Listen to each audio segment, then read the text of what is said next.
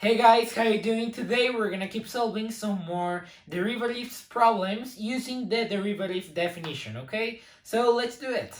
So now we're gonna start off easy. We know how much is the derivative of x squared, but now we're gonna go with x cubed, okay? Let's see how much we get from this. So we know that f prime would be equal to the limit as h approaches 0 in the expression. So we know we're going to add h to this function. So we would have x plus h cubed minus x cubed. And all of this divided by h. Now, we need to know how we can expand this. Or maybe we could take a difference of perfect cubed. But I'm going to expand this. I think it's maybe easier. So in this case, we're going to have x cubed plus 3 times x squared times h plus 3 times x times h squared plus h cubed minus x cubed, divided h. So now what can we cancel out here? Well, you can see these two, well, they're going to go out. They're going to go out these two, and we cannot cancel out anything else. But you can see we've got a common factor here that we can use to cancel out the denominator of 0 in the bottom. So let's see how we get that. So the limit as h approaches 0 in the function 3x squared times h plus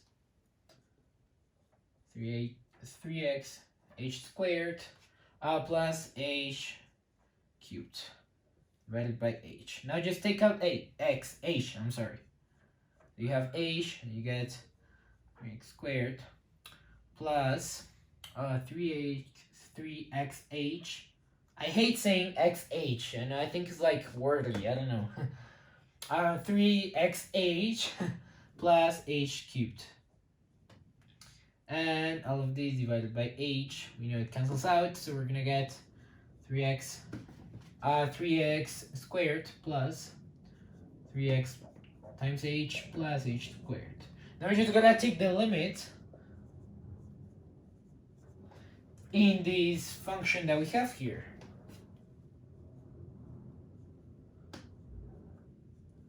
Plus h squared. Now we can plug in 0 into this expression. So we're gonna have 3x squared plus 3x times 0, that's just gonna be 0, plus 0 squared, that's just gonna be 0. And so we're gonna get 3x squared, okay?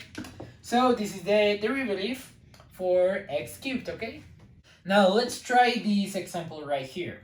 Remember that if you didn't see my last video, we came to the conclusion that if we have a variable and then we're adding or subtracting or whatever with a constant that has no variable, that is the same thing as if we were taking the derivative of the function without the constant, okay?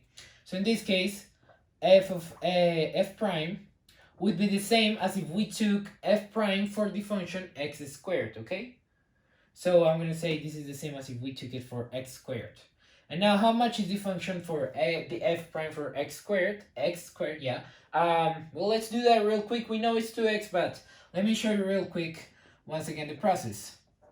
It's pretty simple, you know, you just gotta expand a binomial and then just subtract and take out some common factors.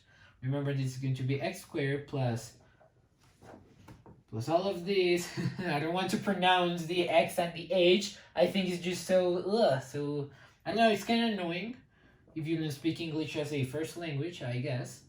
Now these two x's are going to go out, and you're going to get this is going to be equal to h times 2x plus h divided by h, and you can cancel out those two h's, and you're going to get this is equal to 2x plus h, and the limit as h approaches 0 in the function 2x plus h is just going to be 2x, okay?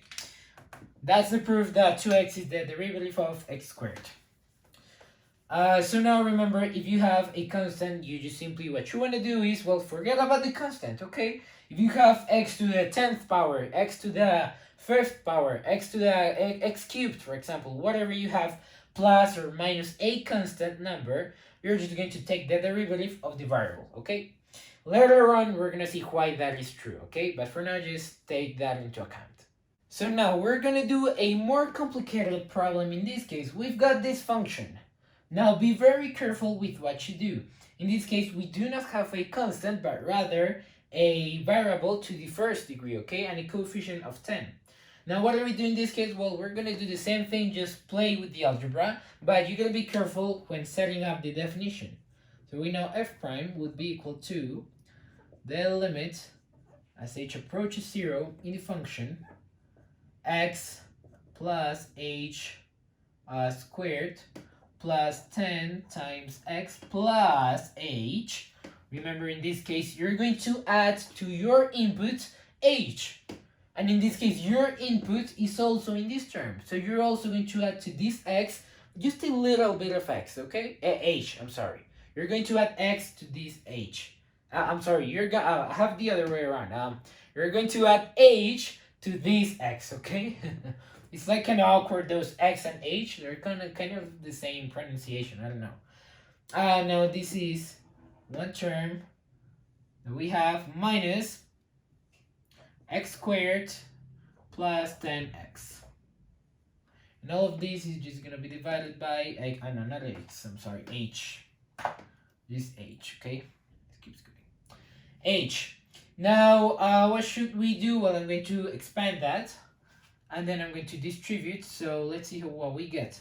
So we know what we get there. We get x squared plus h squared.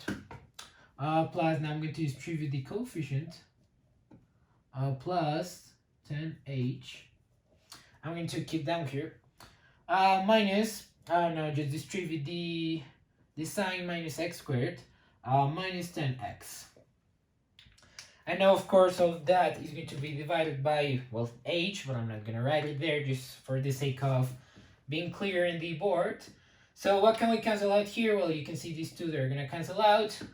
10x, 10x, and we can cancel out anything else. Cool thing is, the terms that we have, well, they share a common factor of h, which means that, well, you guys know what that means, we can cancel out things. And that is cool. So we get a h approaching 0 in the function, h squared plus 2x times h plus 10h. Of this divided by h. Now just take out h from there. So you're going to have h plus 2x plus 10 divided h. This is just going to be equal to h plus 2x plus 10. Divided nothing. And now you just got to take the limit with this expression right there. And we know that would be just simply h plus 2x plus 10. That is just simply going to be plugging 0 in there. You're just going to get 2x plus 10. This is the derivative for this function, okay? The only thing is that we did different is that we added h into this term that we have here, okay? Don't get used to, oh, I see a x squared, I know I need to expand a binomial. That is an idea that, of course, it is very recurrent or very common if you're solving derivatives by definition, but every time you see an x, that is your input, and you're going to add to your input. And so you cannot forget about this x. And basically, well, this is what we're gonna get. So I hope you guys enjoyed this video, and see you in the following one.